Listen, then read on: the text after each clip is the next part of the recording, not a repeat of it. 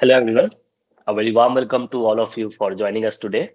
My name is Kautu Kastu. I'm a member of Transcendental Student Club of ISC Bangalore. And I welcome you all to day 4 of our 18-day Gita reading series on this auspicious occasion of Ekadasi.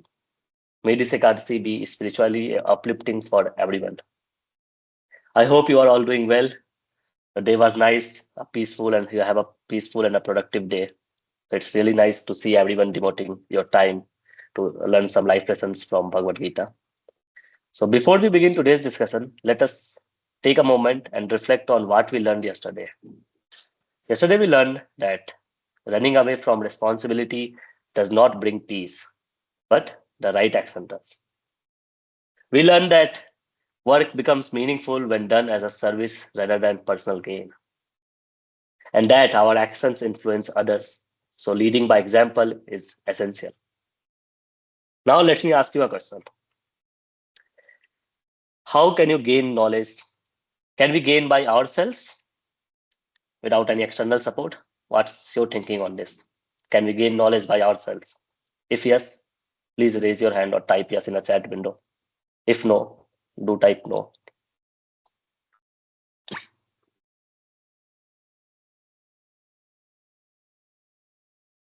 Can we gain knowledge by ourselves? Yes or no? Okay, up to some extent. Chidambar says up to some extent we can gain by ourselves. Ankit says no, we can't. Okay, so keeping that in mind, we'll move into chapter 4 of Bhagavad Gita. And the theme for today's session is impact of perfect knowledge. Kaushik says no as well. So in this session, we'll learn the nature of perfect knowledge, the process of receiving it, and the importance of learning through disciplic succession from a bona fide spiritual master or guru.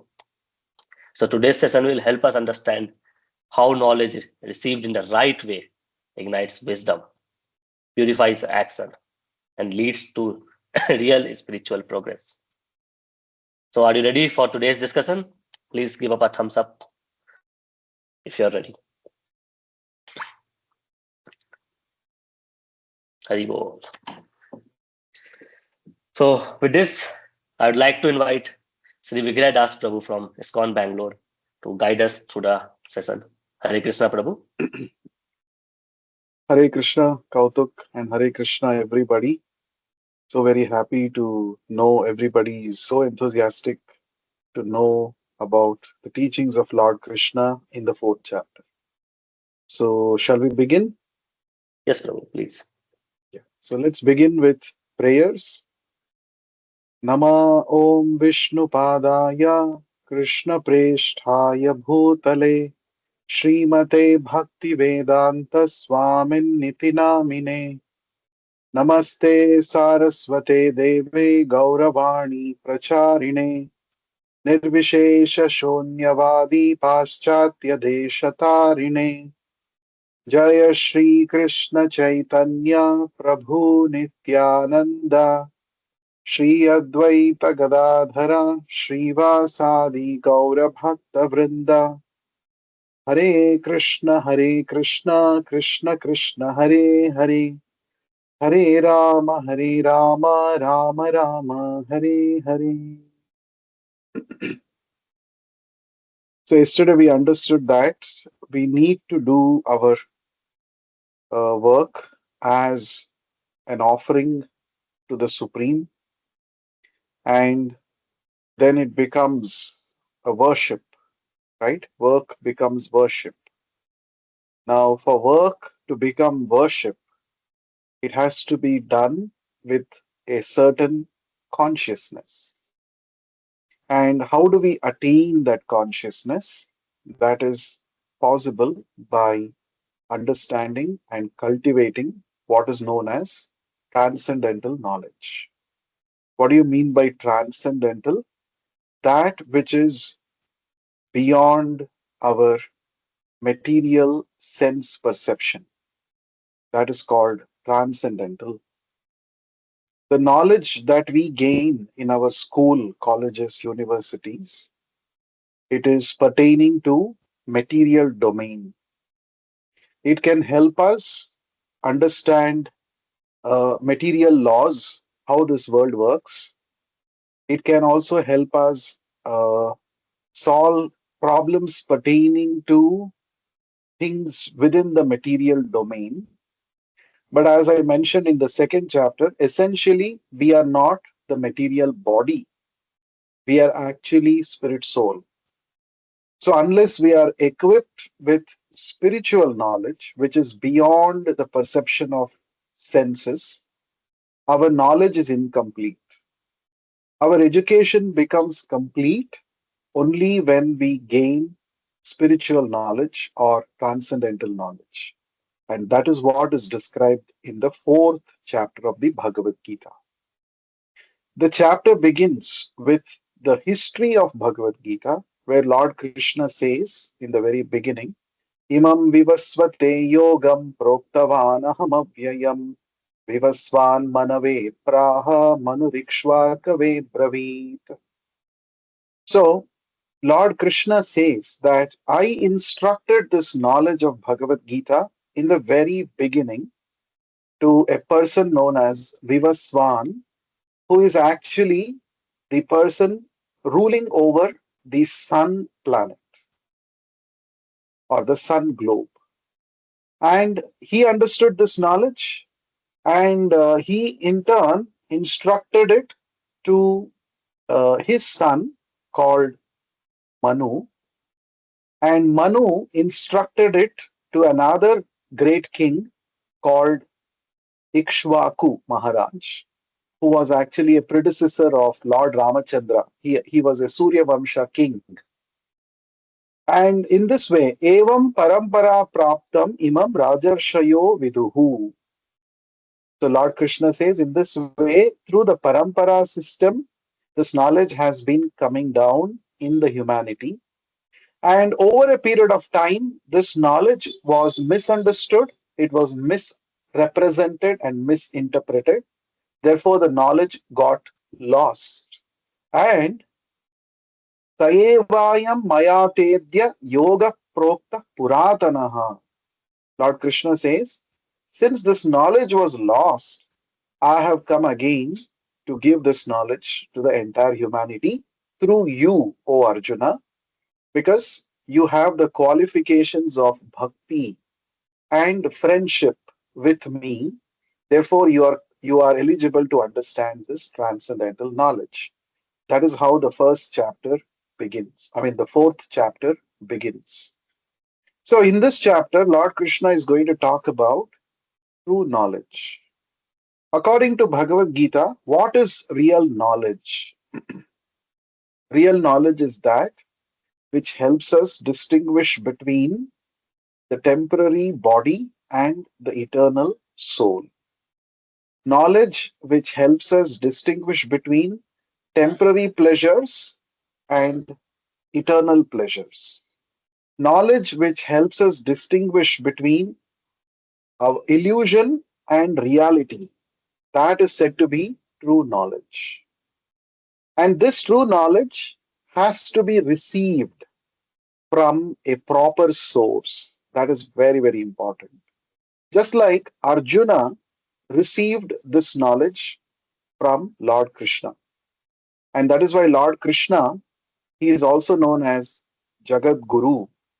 He is the spiritual master of the entire existence, of the entire universe, because he imparted this knowledge primarily to everybody. So, true knowledge is received only when we have these qualities. What are those qualities?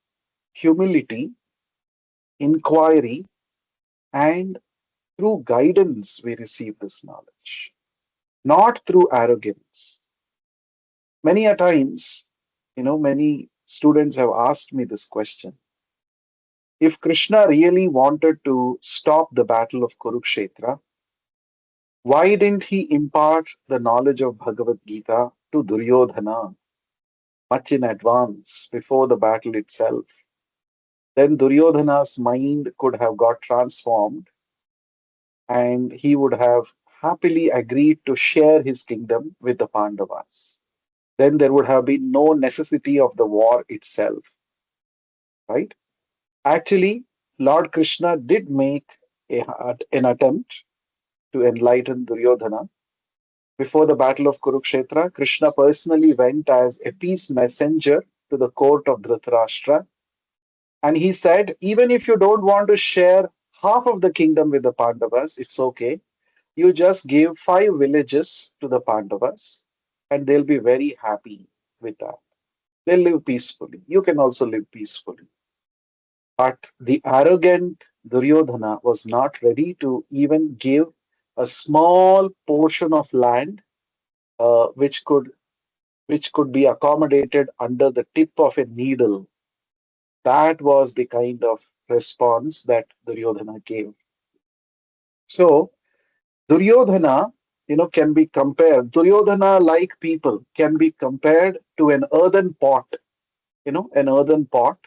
Pot has a lot of space for, uh, accumulating water, but it is an upside down pot. What does arrogance do to us? Arrogance makes us think that I know everything, and what I think is knowledge is real knowledge, and they don't consider others' opinion at all. That means the pot has lot of space for knowledge, but since it is upside down, there is no way for knowledge to enter into it. Such people are called arrogant. Such people can never appreciate spiritual knowledge, especially even when it is imparted by the Lord Himself. On the other hand, Arjuna, when he understood that I'm going through a dilemma, I'm not able to resolve these conflicts that I'm going through in my mind by myself. Therefore, let me seek higher wisdom. Let me seek knowledge from Krishna. So, in the second chapter, Lord Krishna was approached. Previous slide, please. In the second chapter, we read that Arjuna said to Krishna, Shishyasteham shadhimam tvam prapannam. Prapannam means I surrender to you, Krishna, as a shishya, as a disciple. So far, we had friendly talks. We were talking like friends. But now I'm in a dilemma, I'm in a confusion. I need knowledge. Now I am accepting you as my guru, and please accept me as your shishya, as your disciple, and please instruct me as to what I must do. So, this is the quality which Arjuna had. This is the quality which we must have in order to get real knowledge. We must be humble. Humble means we must not be proud that I know everything, I can figure out everything by myself.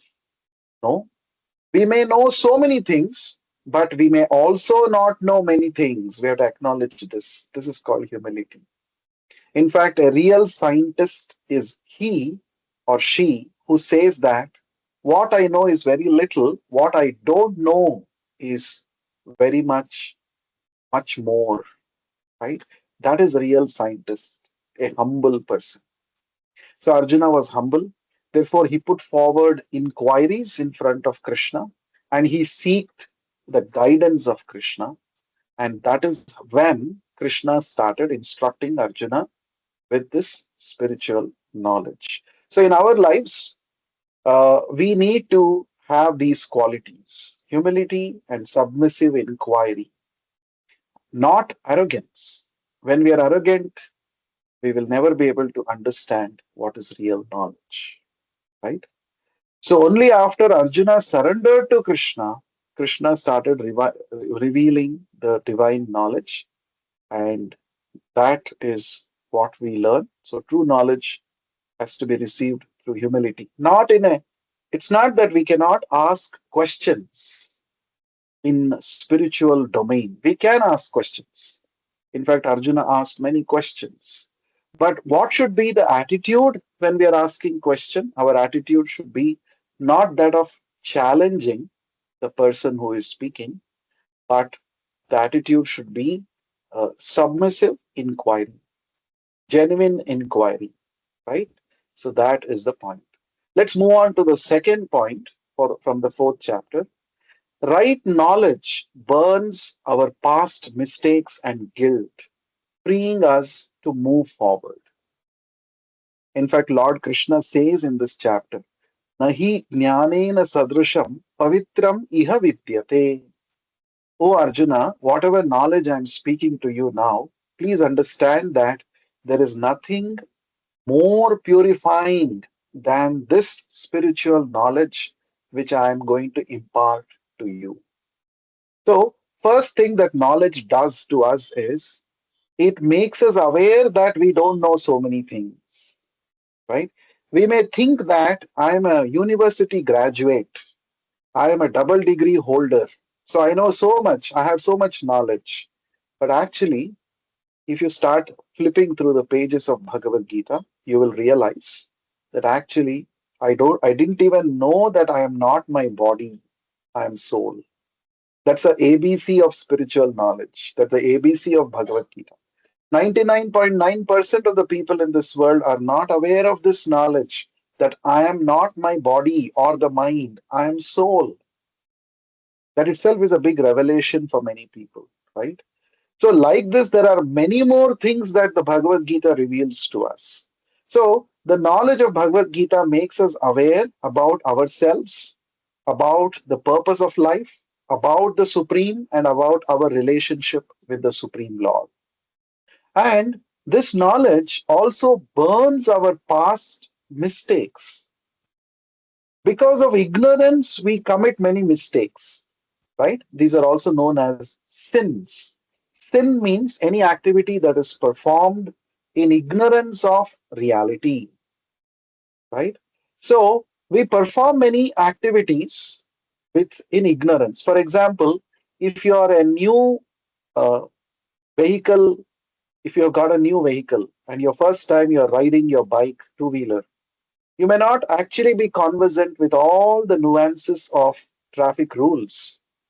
So, because of that ignorance, you may jump a signal, or you may go on the wrong side, or you may, do some, mistakes with respect to following the traffic rules, and immediately you will be fined for it. You cannot say, "I'm very new. I didn't know how to drive a two-wheeler. I don't know. I'm not conversant with the traffic rules, so I should not be fined." No, you cannot say that.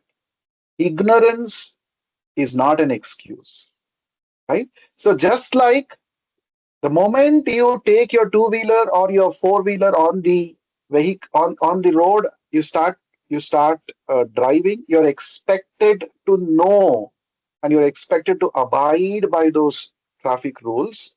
In the same way, the moment we are given this human life, we are expected to cultivate spiritual knowledge and lead our life as per this knowledge. A life devoid of spiritual knowledge will be full of trials and errors and full of mistakes and regrets and guilt. But once we cultivate this knowledge, we can actually become free from these past mistakes. In fact, there are many examples of this. There is a story of a hunter. We all know there was a dacoit in the forest who turned out to become the author of the first epic in human history, the Ramayana, right? So he was Ratnakara. His name was Ratnakara. And he used to harass people who were passing through the jungle. He used to loot them, many a times kill them. And, he was leading a life full of sins, right? Just to gain wealth, right? So Narad Muni met him in the forest. And uh, by his contact with Narad Muni, first of all, this Ratnakara understood that what I have been doing all this while to earn my livelihood, it is wrong. I don't have any right to take away others' wealth and others' life. So what I have been doing all this time is wrong. It is a mistake. It is a sin. And then Narad Muni told him, no problem, but there is a way to get out of this life of sins. What is that?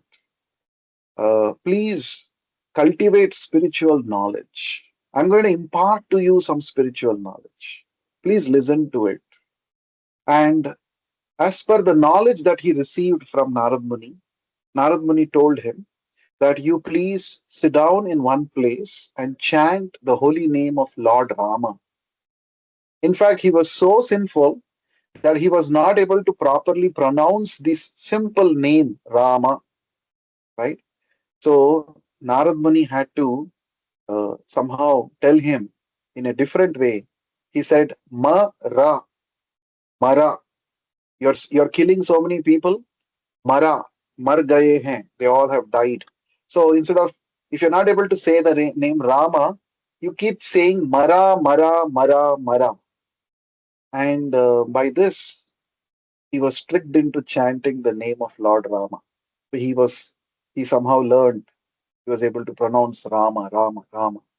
And by chanting of the holy name of Lord Rama, as instructed by Narad Muni, this Ratnakara became purified. So that means we are all born in ignorance, but we should not lead a life of ignorance, right? So it is a prerogative in human form of life to seek after the spiritual knowledge. And now, what happened to Ratnakara after he became purified through this process of receiving spiritual knowledge from Narad Muni? He actually became free from his sinful tendencies. He became a pure soul. That is the power of this transcendental knowledge. When it is received from the right source, you can become free from all your mistakes and your guilt, and you can move forward in the right direction.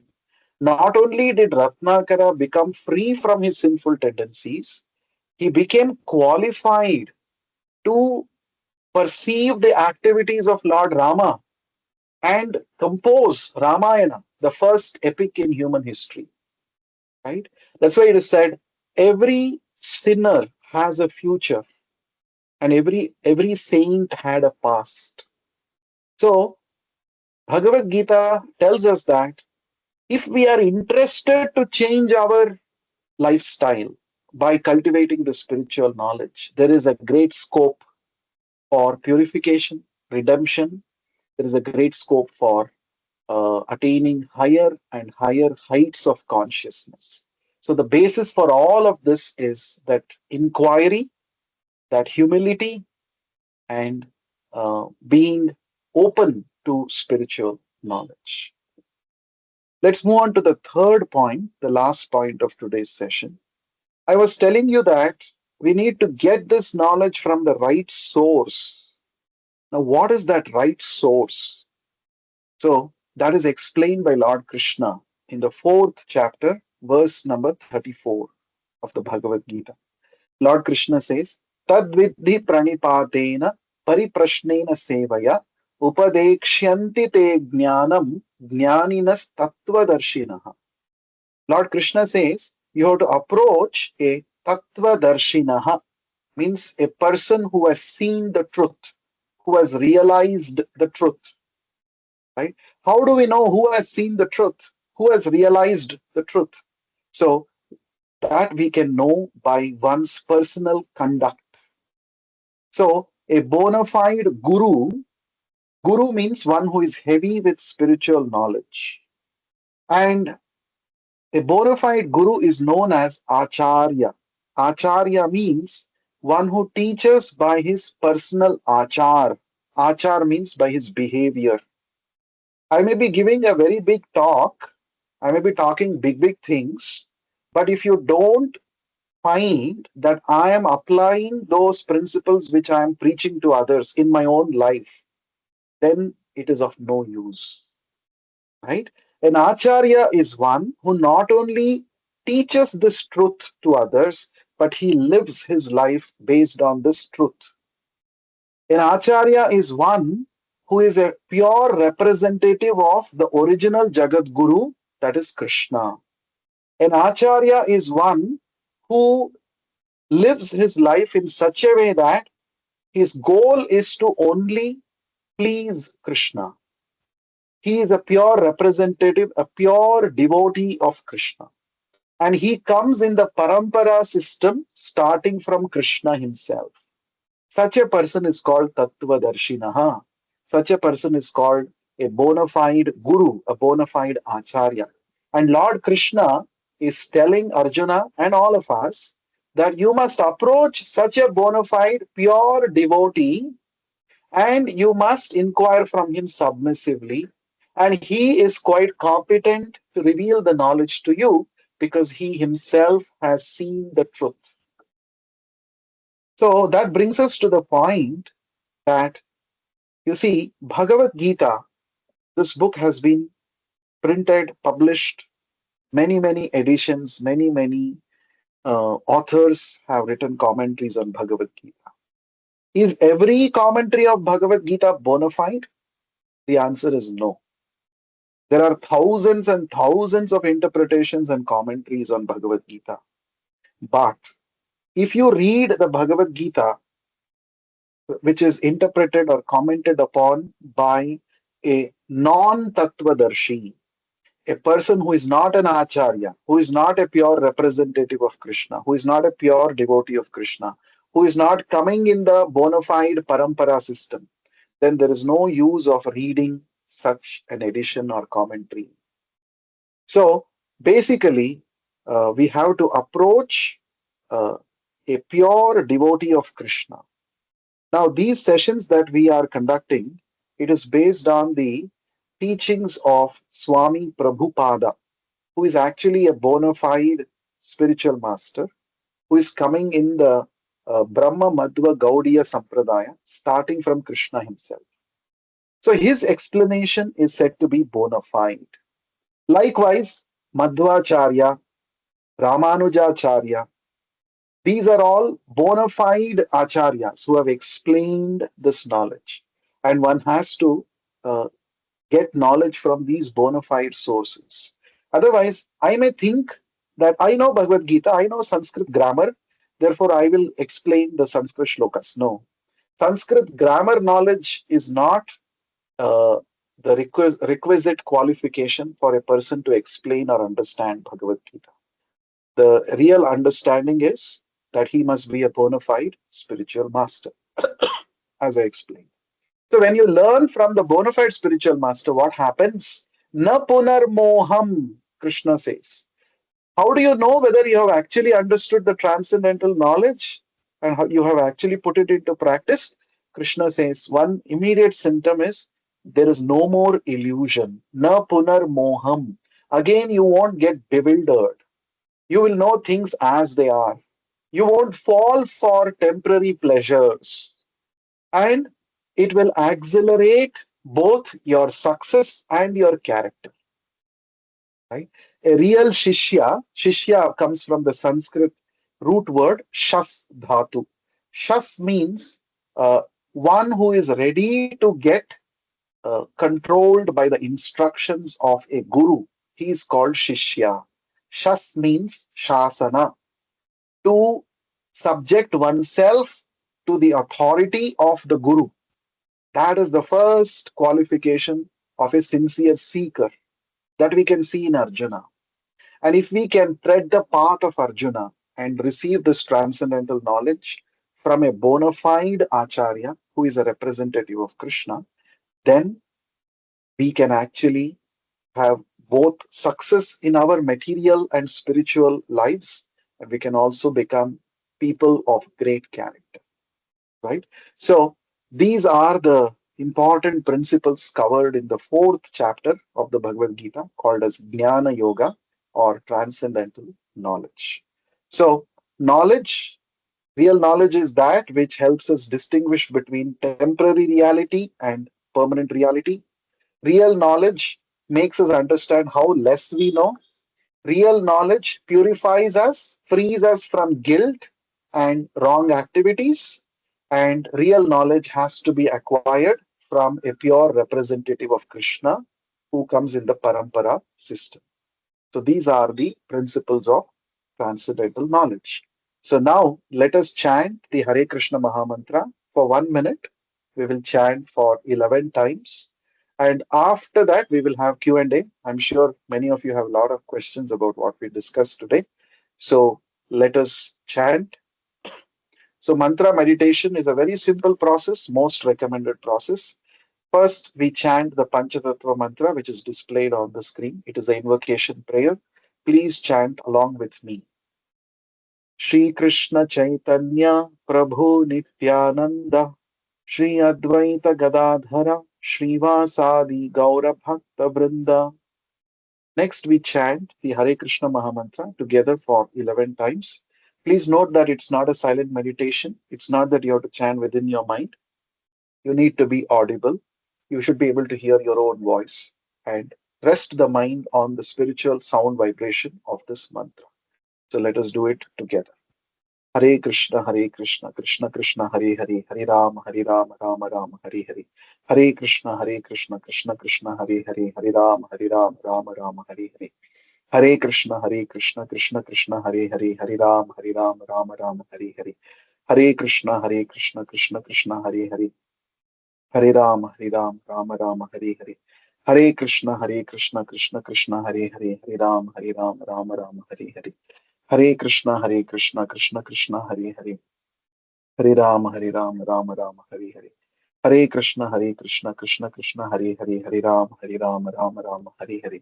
Hare Krishna, Hare Krishna, Krishna Krishna, Hare Hare, Hare Rama, Hare Rama, Rama Rama, Hare Hare. Hare Krishna, Hare Krishna, Krishna Krishna, Hare Hare, Hare Rama, Hare Rama, Rama Rama, Hare Hare. Hare Krishna, Hare Krishna, Krishna Krishna, Hare Hare, Hare Rama, Hare Rama, Rama Rama, Hare Hare. Hare Krishna, Hare Krishna, Krishna Krishna, Hare Hare, Hare Rama, Hare Rama, Rama Rama, Hare Hare. So we chanted for 11 times. I request each one of you who is attending these sessions, please try to chant the Hare Krishna Maha Mantra every day, 108 times. It takes only about 8 minutes. If you do this consistently every day, within 6 months, you will see a very positive, tangible change in your consciousness. You will be able to have better control over your thoughts and emotions. And you will also be able to get rid of bad habits and addictions. Just do this every day. Do it mindfully. Hear each word of the mantra as you pronounce. And this is very, very transforming. It is recommended in the Bhagavad Gita itself. Okay, now let's move on to the next part. So, tomorrow we are going to cover, sorry, not tomorrow. Our next session will be on Monday. So, we're going to have 4 days a week. Okay. This Bhagavad Gita summary series sessions will be happening on Monday, Tuesday, Wednesday, Thursday. So this week we have covered 4 chapters. So we're going to meet on Monday next. We're going to talk about equanimity, attaining peace.